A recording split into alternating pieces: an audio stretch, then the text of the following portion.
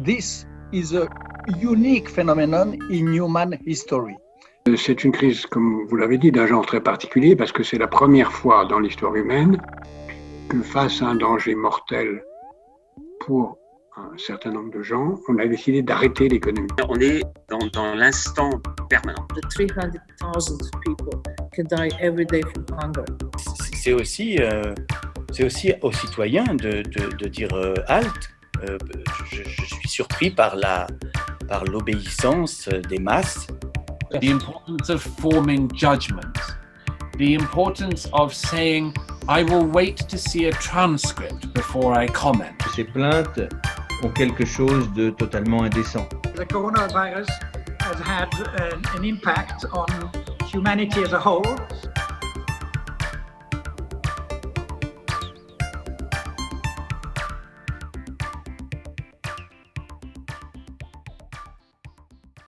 Thank you very much to all of you for attending this Repost webinar.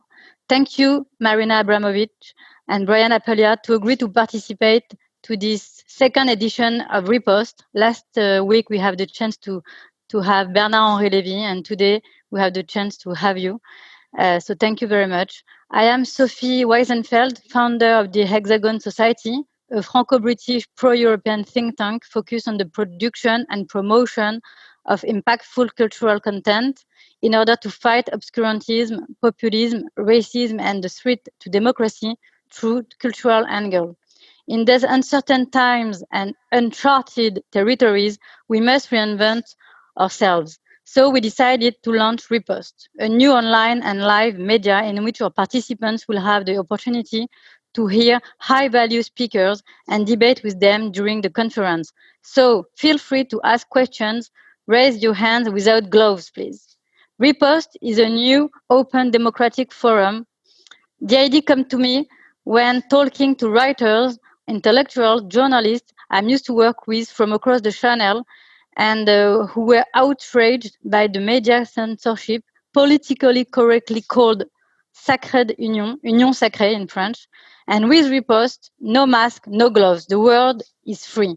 Between the approvers and the plotters, there is still room for a democratic debate, a committed debate. This is Repost. All the benefits of today's talks will be donated to support the National Emergency Trust for the victims of COVID-19. Again, thank you, Marina. Thank you, Bryan.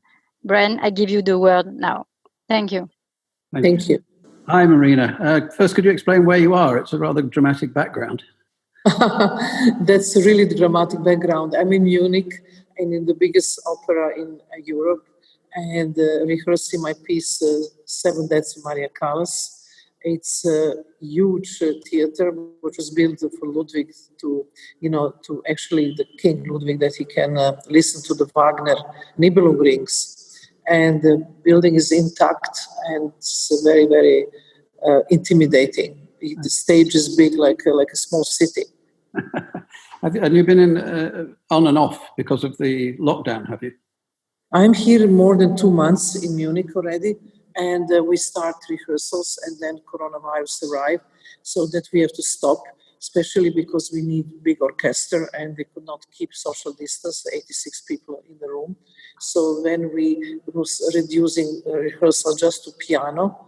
And then just this week we got permission that with keeping masks and everything else, total security, we could finish the piece. So tomorrow we had literally our general rehearsal and the piece is ready. I'm so happy that I can finish in this circumstances actually one work of art. Can you move? Can you move about the world at the moment? Presumably you can't. Yeah, because now I took the test, actually the beginning of rehearsal, and now the second test, I'm negative for coronavirus. And with this test, I can, show the airport and I can fly back to my, upstate countryside house in New York. I will not pass New York. I will just go to the countryside. Right. Back home, basically. I have to go back home at some point. How do you see coronavirus? What importance do you attach to it? And will it change your life and your art? No, coronavirus, I don't think is changing so much the artist's life, because artist is used to hardships. And art is used in different circumstances to work, and a lot to do with the solitude and, being in the studio lock. So that kind of restrictions that the normal people find difficult, artists don't find difficult. But what is really the problem, if you really live from your work, if you show you work on art fairs and the galleries and exhibitions and everything's locked down and there's no way that you can sell the work, you really, after a while you reach the very big financial problem, how we can live in this time of coronavirus. You're quite keen on solitude. I mean, you work in solitude most of the time, do you? Solitude is something that I really can do. There is two different things that we have to distinguish: loneliness and solitude. Loneliness is not nice, but solitude, that you really actually you choose to have solitude. That's something which is a really very important part of creative process. So, but do you work in solitude most of the time? I do. If I want to have the new ideas, I always think the new ideas have to come from life. And life doesn't come from studio. You have to go into nature. You always have to go, in my point of view, to the waterfalls, to the oceans, the high mountain tops. And there you really get some kind of fresh energy. And the ideas come as a vision. You've become very keen on art as therapeutic recently. Well, for a long time you have been. Do you think art can help people if they're having trouble with solitude and with lockdown? Yeah, absolutely. I create something that I understood when you're doing performances. The public is voyeur. They see the work only as they're looking at something. But more and more in this society, public have to be part of something. So for that reason, I create something I call Abramović method, which is actually a mixture with the different exercises from different cultures where I've been traveling extensively. Australia, Aborigines of Central Australia, which I lived 1 year with them, in the shaman in Amazons, Tibetan, the community, Buddhist in India, so on. So there are so many different exercises who deal really with your body and your mind.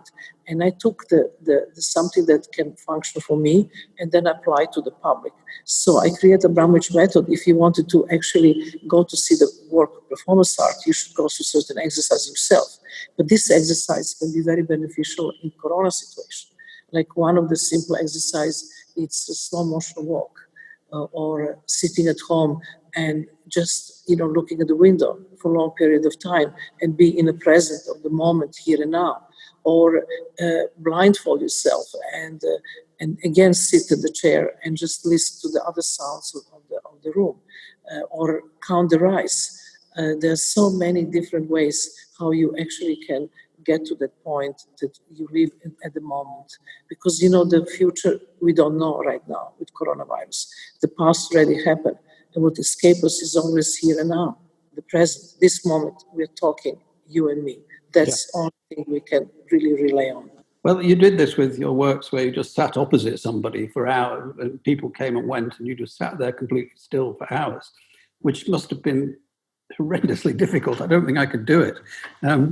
So in that, you were being the solitary one and you were meeting these people. And it was a kind of therapy for them, I suppose. Some of them burst into tears, for example. Yeah, but what interesting was when I created this performance, and the curator at the time in MoMA, Klaus Biserbach, he said to me, but you have to be aware that maybe you want to do this in New York. In New York, nobody have time. Everybody's running everywhere. This chair in the front of you mostly going to be empty. Who have the time to sit and look at your eyes? And I said to him, but never mind if the chair is empty or not. I'm going to sit there for anybody who can come or not. Doesn't matter. This is very important decision and concept. And this chair never been empty, ever. The people sleeping outside of the museum and wait for the chair to sit there. And I was always asking myself, but why is like this? What happened that becomes so emotional? People are crying and coming back again and sitting. And it was very interesting, which we are creating a situation where the public have to, first wait in the line to get to the chair.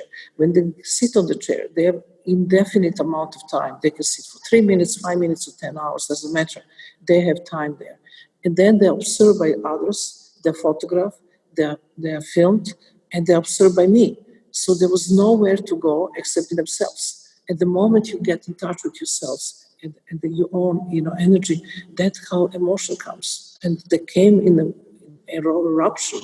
You said to me when we last spoke some years ago, you said to me that art now is going to be immaterial, not a matter of mass and large objects. It's going to be an immaterial thing. Is that what you still think?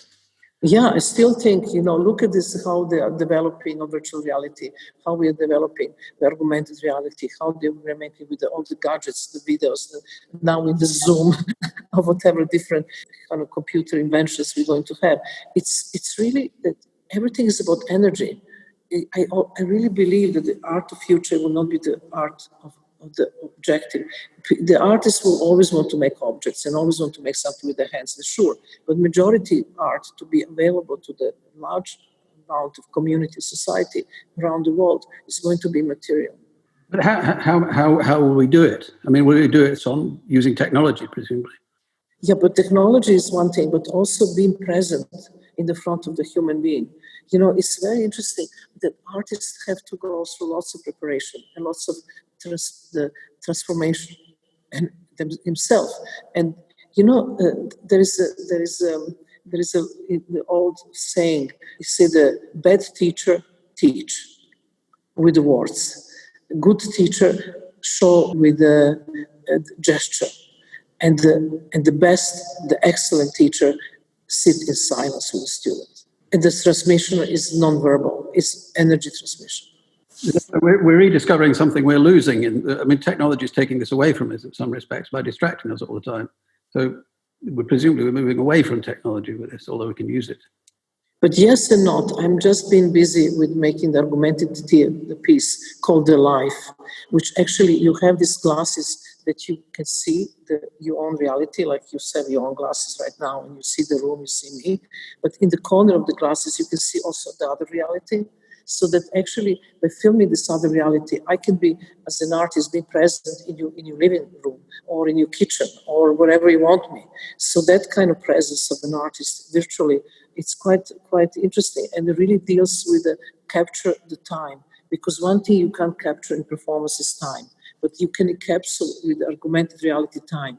And actually, hundreds of years from now on, I can still appear in your kitchen, I can still appear in your living room. You're always at the center of your piece. Well, not always, but you're usually at the very center of your pieces. And it's you. I mean, this was from the beginning, where you put your body at great risk frequently in your early works. And I mean, one, giving the audience torture materials to do what they like to you. Why do you feel this need to be at the center of the work? But first of all, I'm an artist. And it's very important for an artist to find the tools, how to express his work. Some artists are painters, they need the brushes, they need canvas to paint. Some the sculptures, they need the work with sculpture materials. Some they're filmmakers, some they're the writers, some they're, the dancers, whatever. And I choose to work with my own body because we have so little, we know so little. We think that we use 30% of brain, but actually scientists say they're less than 20. That we have such a limited knowledge of our mind and our body. So I like to take responsibility of myself because I don't want to put anybody else in risk. But myself, I can do whatever I want because it's my own body and my own risk. So then I like to push this body risk, mental, physical limits, and to find out, to get rid of basic fears of humankind. The fear of mortality, the fear of pain, the fear of suffering. And if I stage these elements in the front of the public and I, as my own person, goes through them, the public could have courage to do the same with their own self. And if I can do this, you can do too. You can get rid of the fears. And look at this coronavirus. It's very much to do with the fear. Fear is the basic of coronavirus. The basic fear is the fear of unknown. We don't know where this goes and what's going to happen and how this virus mutated and how it's going to attack us again. We don't know anything about it. And that fear of unknown is one of the biggest fears of humankind. You mentioned fear of death there. You risk death. I mean, you had one of the people in that room had a loaded revolver or had a bullet and a gun that he could load. Were you prepared to die for that? Yes, I was. But in the same time, I was 23 years old. Yeah. I'm not sure if I will do this now. But that time I was 23 years old and I was so fed up of treating the the body art in that time, the performance art is such a poorly. Everybody said that it was joke, that it was just a masochist, a sadist, that this is not any kind of art ever. There was never mainstream, in mainstream the area. And I wanted to show that if you really give everything, 150%, even if you die for it, you really need to take this thing seriously. And actually, I succeeded. Performance art is now mainstream art. It is, yeah. But took only 50 years, by the way. All good ideas take at least 50 years. So you're lucky to have seen it. You have to live 50 years to really prove it. Yeah. You're acting, in everything you're saying now, and you were saying then, in effect, is you're acting as a kind of connection between another world and the audience's world, between a condition of peace and one side of it and coming to terms with fears and so on. And the audience would have problems with that. Who have problems with that would come to you, and you're the route to a better life. You're a kind of shaman at these things, aren't you? I will never use this word shaman or some kind of new wave, the idea of spiritual master or any of this. I'm really an artist. In the past, people will go to churches. Now they come to museums. So in the museums, I think that the artists should have the good piece of art have to have so many layers of meaning.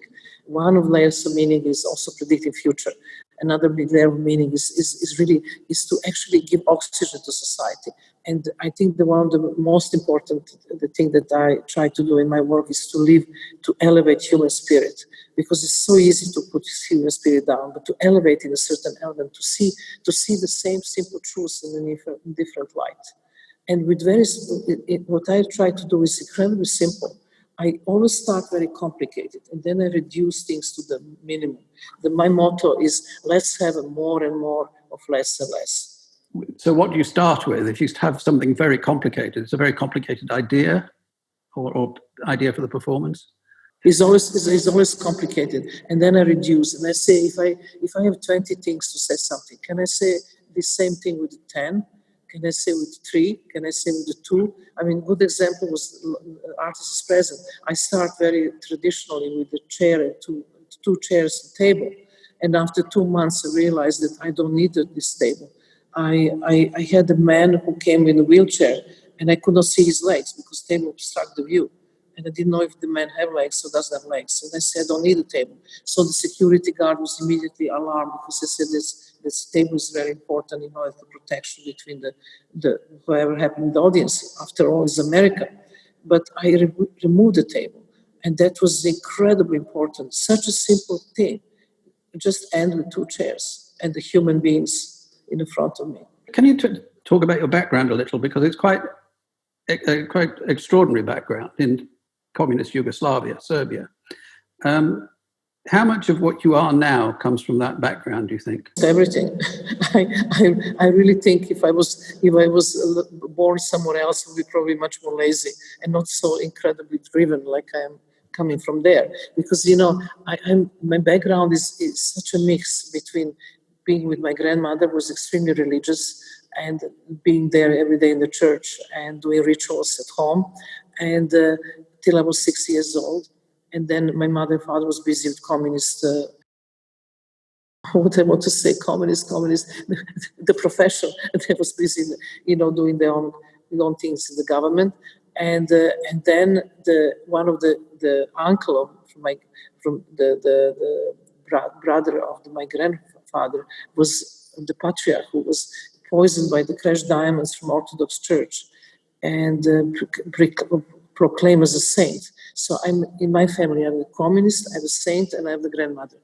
And then I became Tibetan Buddhist. I mean, this is crazy mixture of everything. But one thing which was very important for me, it was very important that you put your own private life as a non-important.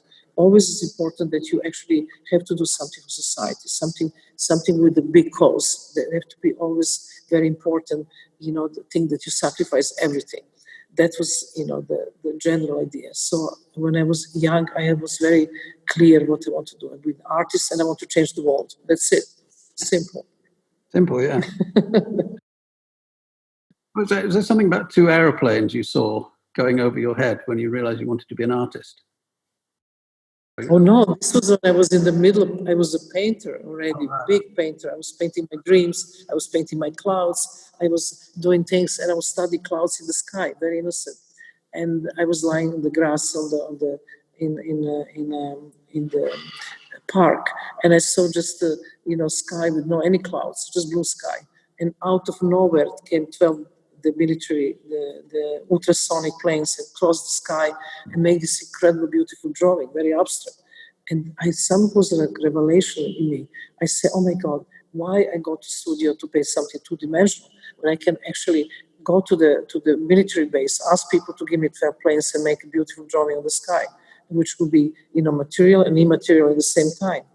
I went to the military base, they called my father and said, take your daughter out of here because you know how much cost for her to 12 planes to paint the drawings on the sky. So they threw me out. But I never came back to studio anymore because I knew as an artist I can do things from anything I want. I can take a fire, I can take water, and my own body as the main place to actually experiment everything. You had you have a religious impulse in you, but that didn't come from your upbringing, or did it? What do you mean? I didn't understand the question. The symbol? You mentioned all your religious influences. You had a saint. You had communism was a form of religion. You became a Buddhist and all these things. You're drawn to religion. No, spirituality. Spirituality. I'm not crazy about religion. For me, religious institution is dealing with corruption, is dealing with the manipulation of politics and so on. But spirituality is a different thing. This is why I'm so interested in very early stage of Tibetan Buddhism, because I really like philosophy of Buddhist more than religious aspects. You have a very aggressive, not aggressive, but a very ambitious view of art. And you said you wanted to change the world. Do you think art can change the world? Or rather, no. After all this year of career, I don't think so.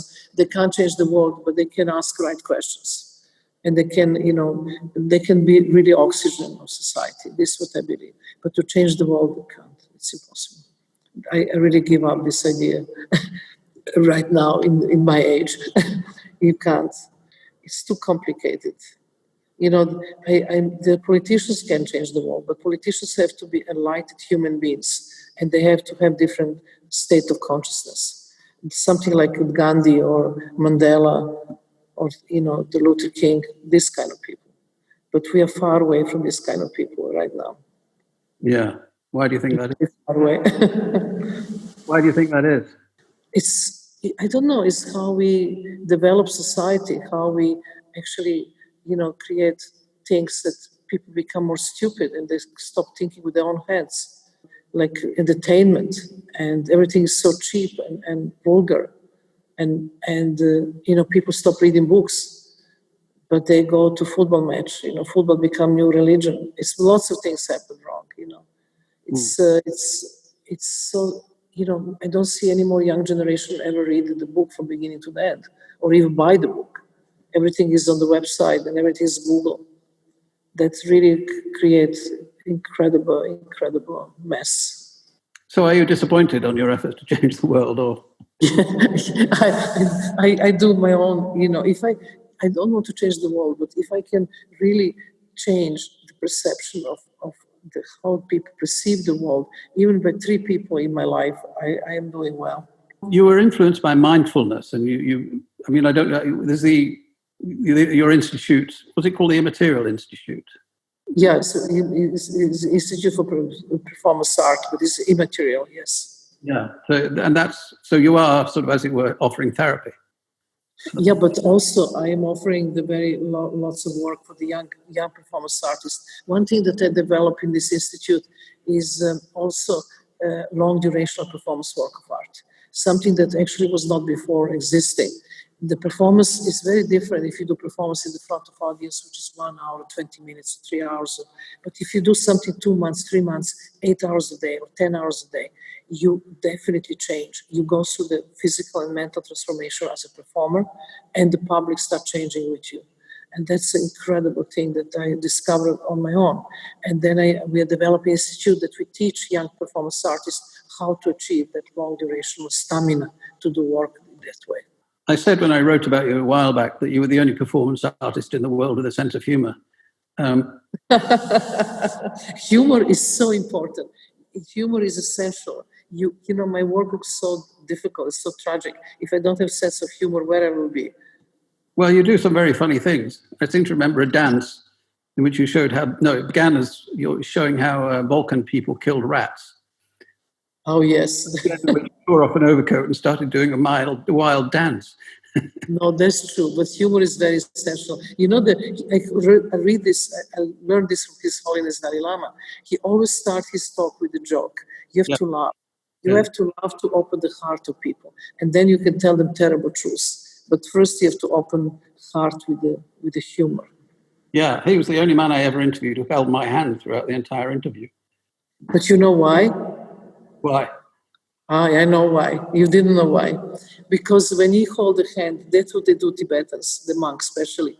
They hold their hands for a long period of time because he's scanning you. He's scanning your energy field and your aura and everything. Mm-hmm. So by just holding the hands, he actually have the energetic connection with you. That's really, they do this very well. I shudder to think what he saw in me. Anyway, you were very lucky that he held your hands for a long time.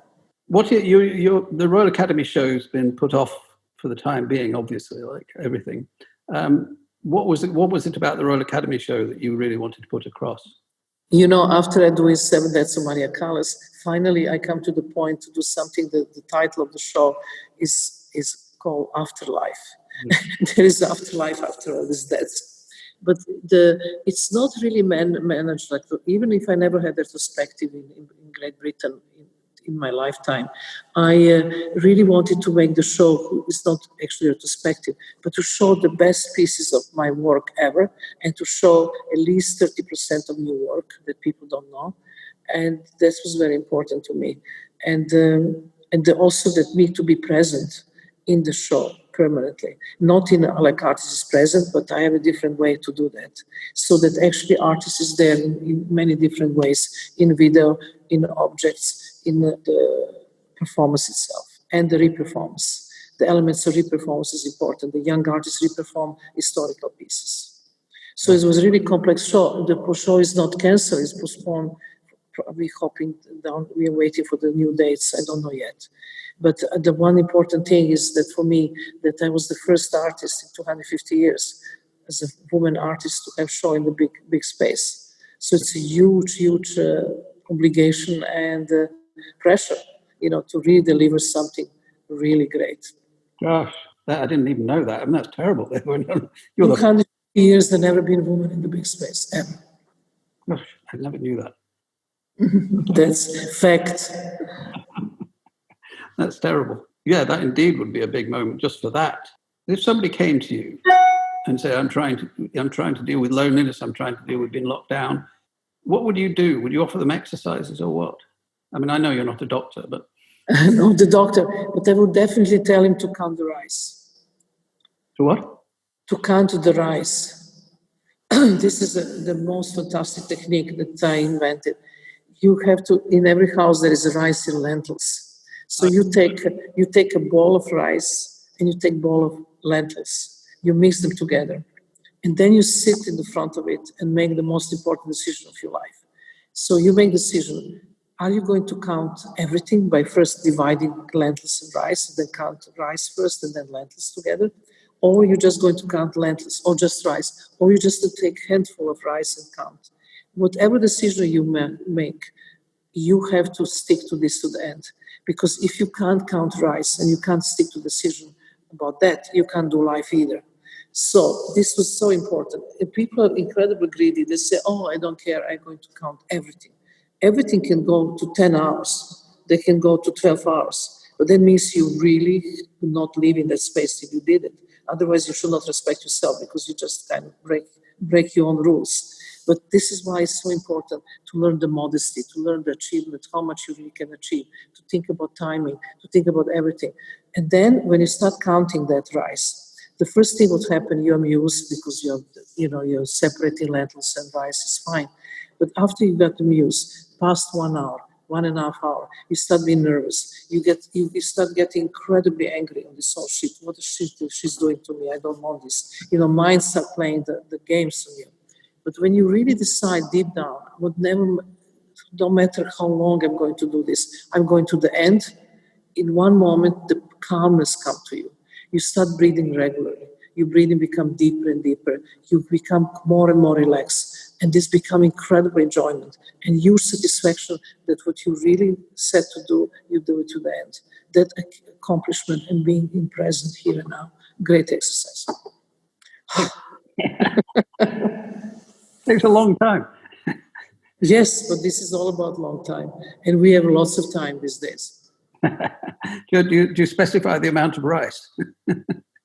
No, you have to decide yourself.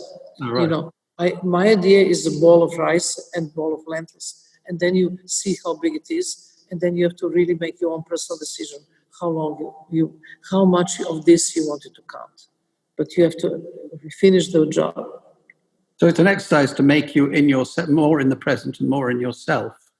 Yes, and also to see how the breathing is regularly connected to emotions. You breathing. The more anxiety, the more the irregular breathing, the more stress you create. And then when you really start relaxing, you get deep breathing and become very, very peaceful. Do you think there'll be a lot of? Do you think performance art and this sort of art will become the dominant art of the future? I mean, it's now very much higher point than it was when you started out. But you know, performance art is like a phoenix. It's disappearing and then becoming born from its own ashes here and there.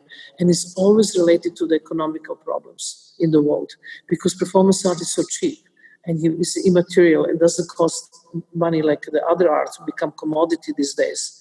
So when every time society economical crisis, performance art comes up. When every time society is doing very well and making lots of money, then this other art as a commodity comes up. It's going on like this over and over again, up and down. So now is good time for performance art. Well, I mean, nobody's going to be able to afford the other kind. I mean, yeah, exactly. So this is the performance art is a living form of art. It's time-based art, and there is some kind of energy that gives that other artwork doesn't provide. Yeah, you mentioned when I spoke to you last time, you mentioned this work of art by a Chinese artist, consisting entirely of Hermes handbags, I think it was, in the form of a tank. And this was the monumental materiality of... Yes, yeah, this was in the J. Joplin Gallery, I remember. Yeah, I don't remember the name now anymore. Now, the idea that you can glue expensive things to a work of art to make it cost more is a bit weird. Yeah. I mean, let's talk about diamond heads and stuff like that. Yeah. Diamond skulls. Yeah. It's very literalist. You're not a literalist. You do things. No, I don't. I think that art can be made from dust. You know, but there is two great examples of selling the immaterial art. Is one of the most important example is Yves Klein, who sell in 1952 the piece of immaterial art. Immaterials, the artist's ability on the bridge on the Seine in Paris to his own collector, and he said how much he want, and he say one amount, I don't remember then. The collector would know any kind of questions, sign the check and give to him. He take the match, burn the check, and the ashes fall in the river. So transaction of the immaterial art was made in perfect way. What other artists do you like at the moment? What artists, you know, I always think about artists who change the way how society think. You know, something that been different than anybody else. And of course, always come to me the Marcel Duchamp, Kandinsky, you know, not Kandinsky, Malevich, the Marcel Duchamp, Yves Klein. So they're these people who totally changed the way of thinking of society in a different way. I call them originals. I really do. I like Te Ching, the artist who, in my life, who made only 5 performances, and each performance was 1 year. And then 1 entire year, but 5 performances. And when you ask him, what are you doing now? And he look at me with a smile and say, I'm doing life. Because, you know, every artist wants to make the work of art that can change. We can put everything in, and actually you don't need to make second work of art. And always is something missing. So you have to continue creating, because you never actually put in everything you can in one work. But if you do 5 years, in each year, one work, that long, it's something physically and mentally is transforming you. So when you came to this realization that actually the best work of art is living life, and that's what he did. And that's, to me, incredible. He's a master for me. Te Ching. You're thinking of Malevich, yeah? No, this man is called Te Ching. He's a Taiwanese artist I'm talking to. I missed that. Okay, I was going to ask you about, somebody's put up a question about this conspiracy theory against you. This was a Satanism thing, which was dealt with, I think you were found innocent by the New York Times. What was that all about? Oh, this is a long story, and it's so boring and so fed up with this that you have no idea. This is why I have to give a first-time article, my story for New York Times, that I hope to stop forever. So I've been inside something that was totally nothing to do with me. I'm an artist. I'm not Satanist. I never been. So I created in the 80s, in the end of 80s, piece called Spirit Cooking, which is poetry, which I made the book out of it with the artist edition, which is also, now in the collection of MoMA. And I also take in pink blood and make graffiti with that. Like the Spirit Cooking will be different recipes, will be in time of doubt, keep small meteorites stored in your mouth, or the mix the milk breast milk with the sperm milk and eat on earthquake nights. It's not something that you do. It's something that is metaphoric, and artists do this kind of stuff. Dadaism does lots of poetry in that direction. Then I also creating Spirit Cooking dinner at home, which I make the funny menus like potatoes washed by the Albanian virgins in the Tito pot or things like that, And then I make normal food for people, but with that kind of funny recipes. And I was making the sponsored dinner from my institute, and I invite Tony Podesta, who is a very big collector of my work for many, many years. And he sent me email and say, but I have, brother John Podesta, who is working at that time with Hillary. If he's in town, can we invite him too? And I said, give me his email. So I invited him, said, please come to Spirit Cooking dinner.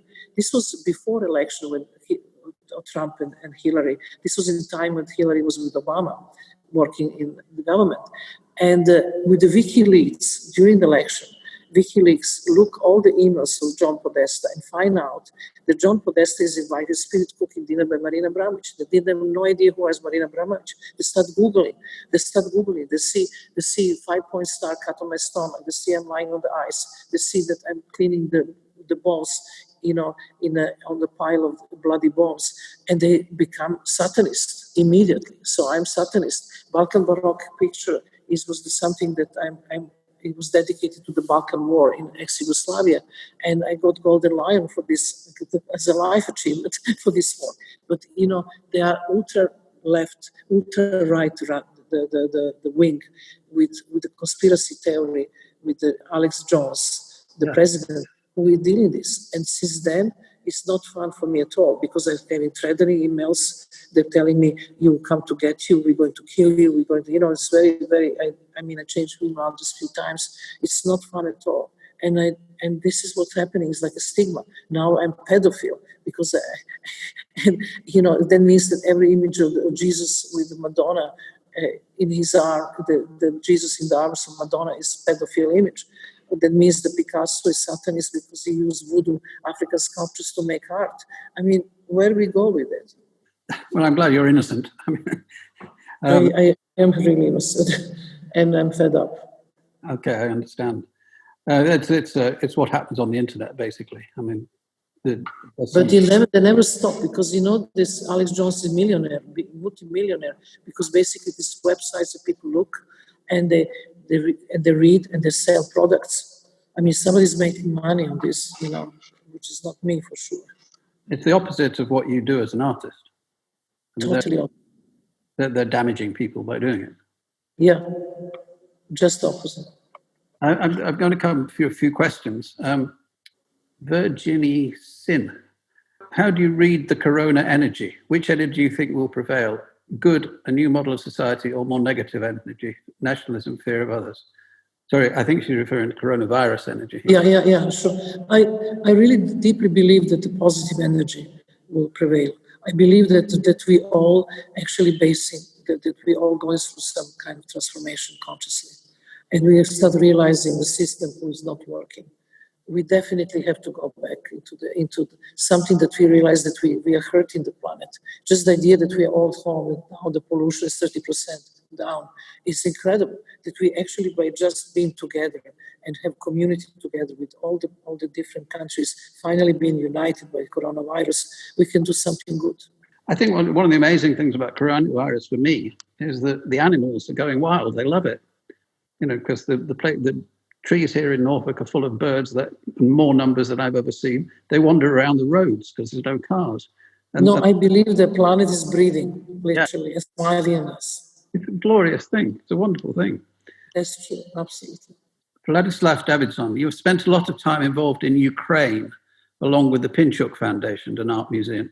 What is it about contemporary Ukrainian art that is appealing to? Your great credit, given many talks like in Kiev. What draws you? I don't spend a great amount of time. I spend there 2 weeks. That's not such a long. But I find that the Kiev, that art scene is incredibly vibrant. I found so many wonderful people, so full of the healthy spirit and hungry for information, hungry for making good art. I really think that's very positive, and I think I would like to go back. I made a lecture, which was 3,500 people attended. And it was something for me, it was like, wow, interest on art and understanding the very difficult form of art as I'm doing performance in Kiev was tremendous. I don't want to use the word tremendous, sorry. There's some other human use tremendous every day on the CNN news. I just slip off. Trump you're referring to? I can't mention, but tremendously important. Now, this is a weird one from Anissa. If you could swallow the virus, spit it on a frame, and save the world, what would this art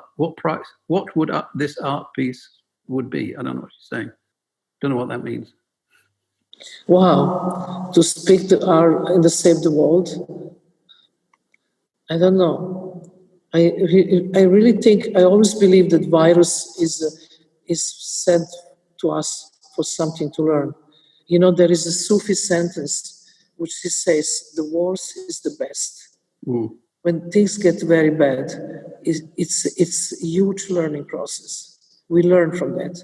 So it's not about taking and removing it, it's about learning process. I like Sufis very much. By eating a virus, spitting out is not art. There's somebody's brought up, Fernand Wiesenfeld has brought up a very important question, is the durability of performance art. And do you think performance art will be remembered in 50 years? And if so, how will they be remembered? But it's not just performance art. If you talk about any work of art, it's very important, the content. And a good piece of art have many lives in any direction. Can be painting, can be performance, can be dance, can be film. Doesn't matter the media. If something is so good and so incredibly moving and transformative, that will have many lives. That's it. Good piece of art have many lives. Also performances in the same category. But you spoke earlier of being virtually around long after you're dead. But doesn't mean that it's a good piece of art.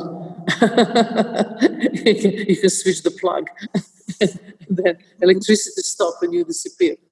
In a funny way, thinking about the immortality of what you're doing is a kind of corrupting effect, I think, because you talk about the here and now and being here and now, and thinking about the future beyond is kind of like sort of betraying that, isn't it?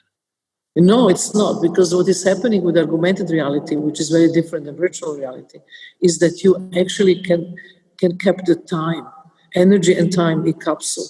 Because, if you look the video, which is documentation of performances left on the video or film material, if you look at film and video, you still can feel the certain energy out of this, even if it was made in the past, because it's the only documentation which you left as the only document.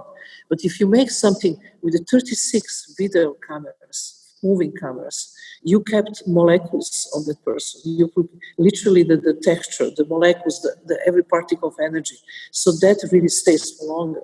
you kept also, you encapsulate that moment of that life, the personal life. You make them in capsule, in time, which is kind of incredible. Yeah. That's when your technology proposed. So let's see how that will work. We don't know. We just, everything is new. But I'm open to experiment. The movies are a kind of magic. I mean, I watch a lot of old films, and there they are, these people. And they're there, and they're all dead. Yeah. A long time dead, but they're there. So this is the same with performance. Yeah. Nicola Lupino says, you inspire me such a lot, but I want to ask you, who is your inspiration? I always say the same thing, that I'm not inspired by other artists for simple reason, because other artists inspired by something else. That means you inspire by second hand. I need to inspire directly. Direct to me, nature is inspiring me. And I need to go to nature. I need to be in the places, in the old fashioned, the Asian people talk about chi energy. You go to the top of the mountain and you breathe the air there. And you sit on the top of the mountain and you have this incredible view of everything. That, something that the places where you can have the big picture, sitting in the plane, having big picture from up, down. That big picture creates some kind of space in my mind that new ideas comes. And only when the idea comes that I'm afraid of, I'm interested. Idea I like, I don't like. I don't take them because they're too easy. Something that is really stuck in your head for a long time and become obsession, then I'm going to do it. But I knew it's going to be difficult. And then I have to go for it. You knew it was difficult. And I knew it's going to be hell. Hell on earth. Exactly. You ever think of retiring? But I think I'm going to die in performing or on the stage or something. I was just joking with my crew just now because we're rehearsing 7 Deaths of Maria Callas, and at one point I'm playing Callas and I'm lying in the bed, and I was thinking, oh my God, can you imagine I die in the bed and the public think this is the part of the piece, and I'm really not there. Mr. or Mrs. Stefanici says, how is the current USA political environment affecting your work? For an artist, it's very good to be in the places where they're not easy and they're troubled. It's, I stayed too long in Amsterdam. Amsterdam was like a postcard. Nothing really happened that stimulates you. I come into America, it's lots of stimulation. So many things are wrong there. Really, it's good for an artist to be in a difficult environment. And one of the worst environment to be right now is America. Really? Yeah. What do you think is going to happen? It can be revolution. Maybe California divided and declare the war. I don't know. But if you can think that so many people are hungry, so much waste of the agriculture, of the land it's just the people don't even, they're waiting for hours from 3 in the morning for the food to just buy in supermarkets. We are talking about the promised land, America. Look what's happening. The health service hasn't been addressed. You can literally die if you don't have health service in your waiting room in emergency and nobody touch you because you don't have insurance. I mean, this kind of stuff are really not human. Did you ever think of living anywhere else? This was the first time in my life I started thinking how wonderful Europe is, because I live in Europe all my life. I only live now 17 years in America. But I'm thinking, Susan Sontag said one time for me, something was pretty true. He said, once you live in New York, you can't live anywhere else. There's something about energy, everything vibrating, but it's also dangerous because there is a visual consumption. There is a sound consumption. Everything is fast, incredibly fast and incredibly immediate, and people don't have any time to be in present. So this is why the artist is present worked so well there. I don't think it will work another place as well as there. Mm. You see, I have plays there to bring some kind of awareness. Sarah asks, what do you predict the new world would look like for the art world and the world? I think they're talking about post-corona. I mean, it's a very interesting question whether what's happening to us now will have any permanent effect. We tend to recover from catastrophes quite well and then forget them. So do you think there will be a permanent effect? I think that the economical crisis is going to be enormous. economically that we didn't even see how going to be bad. And I think next 2-3 years is going to be worse. Really, there's so many small business people lose the jobs, and it's going to be very difficult. And everything what we talk about art as a commodity, which means so much that you can sell one piece of work for 86 million in Christie's or Sotheby's, it's absolutely not going to happen anymore. And I really believe that art is going to, the true artist going to make the art like we did in the 70s. We did art because we believe in art, not because we're going to sell. In the 70s, when I was making my artwork, I never even dreamed that it would cost anything. I was doing other jobs to pay myself. But I really believe in the power of art and necessity to create art. I think that kind of going back to that kind of emotions, it's going to happen. And it's going to be beautiful. I really believe that people make art because they believe in art, not because they're going to sell it. It's interesting you say the 70s, because a lot of people say the 70s were a terrible time, and economically in some ways they were. But art was wonderful. Yeah. If you read this wonderful book of the Patti Smith, Just the Kids, yeah, with the Mapperton and sitting, living from nothing, literally don't have money, but making beautiful art and music. Christina Macris asks, what do you think Maria Callas would think about your new work? What would you like her to think of it? This is a question I ask myself too. I have no idea, and I hope she approve it because, I let her dance to 7 different operas, 7 deaths of Callas, and then there is the last death, her own. But basically, what I try to say with this piece, that yes, her body died, but her voice never died. Callas' voice is immortal. That's actually what you get out of this piece on the end. I hope she will be pleased. Because, in many ways, there was a beautiful movie called Just the Callas, which, she talked about giving up for love. This I never like. I don't want that she give up anything for love. We should, and she continued, and then in my version of Callas, voice stays forever. Well, love became part of your art. I mean, you wouldn't give anything up for love because it's an irrational thing to do, because it's art, in your case. Yeah, but I actually, there was a moments in my life that was so difficult, and I almost died for love because I love so much. I couldn't eat, I couldn't sleep, I couldn't all of this. This is why I identify so much with Callas. But on the end, work saves me. My work really saved me. You did the most dramatic breakup in history with you and Ule, you're walking from opposite ends of the Great Wall of China, 2,500 kilometers each. I admire that enormously. And then, just to say goodbye. And then I remember Willem Dafoe said to me, but why you do this? You could just make a phone call. But that's American way. I'm missing the point. Georgia Sessa, what is the message you give to your students who choose to repeat your performances?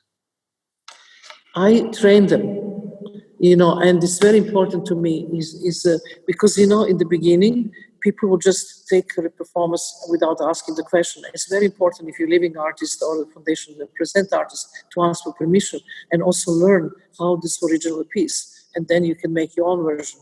But you always have to mention original piece where it come from. So it's who is going to re-perform is to me the same when you choose who is going to play Bach. Can be very bad violinist and totally ruin the piece, or can be virtuoso and make the piece elevating to the really great level. So to me, it's important that this artist be in first audition, then train properly, and then they'll be able to perform the way that it's supposed to be. I suppose that's to do with you teach students to do your own artworks, do you? I teach students to do their own work. To me, this is the most important, not to repeat my work. But it's always good to have the people who can repeat historical pieces or performances generally, just because it's better to have something living than just have the dead message in a book or in the video with document, but something have life. But the institute is always focused on the teaching students, getting their own work and helping them to realize their own work. We had this Sabanacci now Foundation in Istanbul, in the museum. We have to close it because of the coronavirus, but we had there, the the 12 artists performing their own work. And it was fantastic, the response to the public. FCA asks, are you going to change some of your exhibition at the Royal Academy because of the COVID-19? It's too early to say. First I need to know the new date, and that can be for a while that I have to wait, and then I have to see. Right now I don't have any idea. When I done, when was the war in Balkan in Yugoslavia and Sarajevo, took me a long time to create the work who actually could respond to that, to the atrocities and to my feelings. You can't just make art. Coronavirus is happening now. You can't just produce art in 3 minutes. You need to live this. You need to have a good idea. I don't have yet idea. I don't have anything in my mind. I'm just living it. Abigail, are you planning to write any more books? Walk Through Walls was beautiful and insightful. I really do. I want definitely to make the book of jokes, and you have to write introduction yourself. Okay. For my book, this is a deal right now. But I really, it's so difficult right now. Now it's such a political correctness. If you think of political correctness in the 70s, what we done, the artwork, we could never do it now because it's impossible. So that really the political correctness have good sides, but also have bad sides. They really kill creativity in so many ways. So I wanted to be old enough to write the really book of jokes, which I say politically not correct, dirty jokes. And then if they would ever criticize me, it's too late for me because I will be too old. I could give you a lot of those. What's your favorite joke? What's your favorite joke? I can't tell you. I mean, they're all politically not correct. The day is really big. No, I can tell you the funny Corona joke. Go on. Corona joke, Italian man go to the bathroom. He take a shower. He cut his perfectly trimmed mustache. He put oil in his hair. Take the desodorants, the perfume, the absolutely best iron white shirt. And his wife come to the bathroom and said, "Where the hell you think you're going?" And he said, "Nowhere, just to the kitchen to make coffee." That's it. It's a sweet Corona joke. Yeah. I was once told a joke so outrageous that it turned the film crew of a Bertolucci film into a seething mass of laughter, and they had to suspend filming. It was wonderful. It was the most perfectly outrageous jokes. I can never repeat it again. Oh my God. Somebody says, what is your hope for, Mary V, what is your hope for art in the future? What is my hope for art in the future? I hope that will be more good art and less art as a commodity. That's a good answer. Yes, I think so. I have a question for you, Marina. I know that you're a very pro-European artist. You were very engaged last year in our United Artists for Europe movement. Do you think that the coronavirus will kill the Brexit? It will kill what? The Brexit. That the Brexit will not happen anymore because of the coronavirus.